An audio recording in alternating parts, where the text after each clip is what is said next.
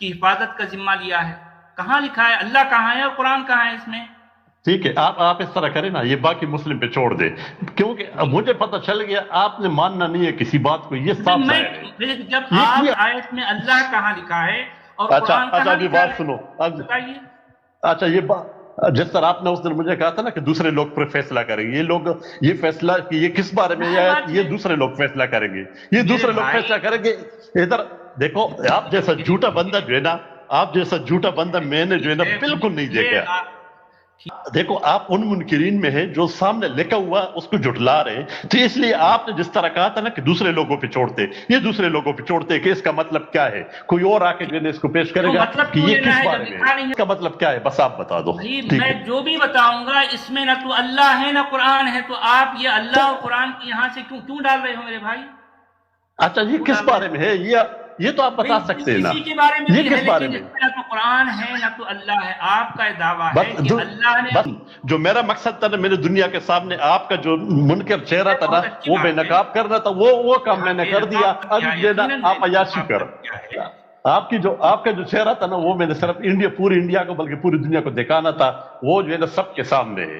ابھی آپ جھٹلا رہے تو جو ہے نا آپ نے بالکل درست۔ قرآن کو جھٹلانا ہی آپ کا کام ہے۔ آپ کسی ویڈیو میں سائنس کی تعریف کرتے ہو نا، سائنس کا پورا سائنس میں انٹرپریٹیشن ہوتا ہے، 99.999% کوئی دیکھا نہیں ہوتا ہے، سب انٹرپریٹیشن ہوتا ہے۔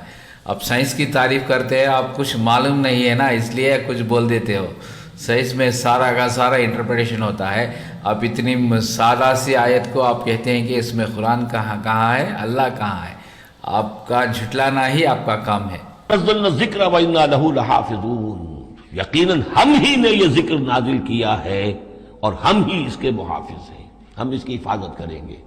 یہ آیت مبارکہ بہت اہم ہے، جیسا کہ اس سے پہلے بھی عرض ہو چکا ہے کہ قرآن کی محفوظیت کے معاملے میں کہ اللہ تعالیٰ نے اس کی حفاظت کا ذمہ خود لیا ہے۔ جہاں تک تو تعلق ہے اِنَّا نَحْنُ نَزَّلْنَا الذِّکْر کا، تو یہ چیز تو اپلیکیبل ہے تورات کو بھی اور انجیل کو بھی۔ تورات بھی اللہ نے نازل کی، ہم پڑھ چکے سورہ مائدہ میں، اِنَّا أَنزَلْنَا التَّوْرَاةَ فِيهَا هُدًى وَنُورٌ، فِيهَا هُدًى وَنُورٌ۔ انجیل نازل کی ہم نے، اس میں ہدایت بھی تھی، نور بھی تھا۔